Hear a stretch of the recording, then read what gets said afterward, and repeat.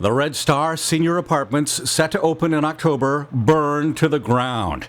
The neighborhood fire caused emergency repairs for BART.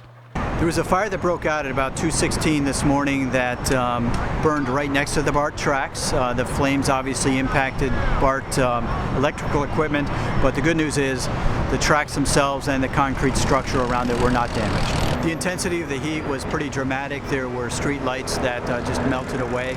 The good news is that we've tested the 34,000 volt cables which supply power to a substation. There's no problem there. If that had created some sort of shorts or anything else in the system, we're talking about a longer term outage. So the damage is pretty much confined to a 400-foot section of electrical equipment on the track. There's an absolute army of workers, and they got here quickly and got the equipment here. And as soon as the Oakland Fire Department determined that it was safe to get up there, we were there and we were working on it. The train track is in good shape, and it's the third rail that's warped out of shape that needs to be replaced. The disaster scenario shut down all transbay service. BART pledged to have the system up and running by the evening commute. Nearly 400 feet of the electric third rail, which supplies power to the trains, had to be replaced. 40 to 45 insulators also had to be replaced, along with 200 feet of control system cable and 900 to 1,200 feet of other cable that had been damaged or incinerated. BART engineers are testing the repairs right now at 2:30 p.m. There are trains standing by nearby that in a few minutes will begin test runs. Once they are successful, regular service will resume on BART. It's testing the voltage right now. It's a thumbs up. They're coming off the tracks. 3:08 p.m. The tracks are cleared and the test train is headed this way.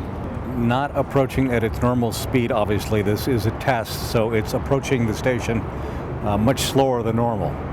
And it's going through the repair zone right now.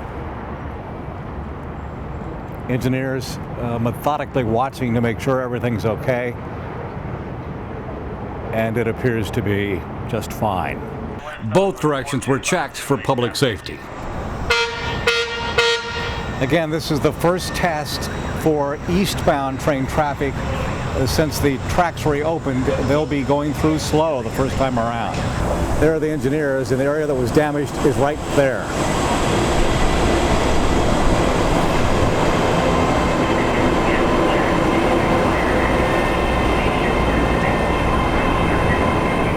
And no problem.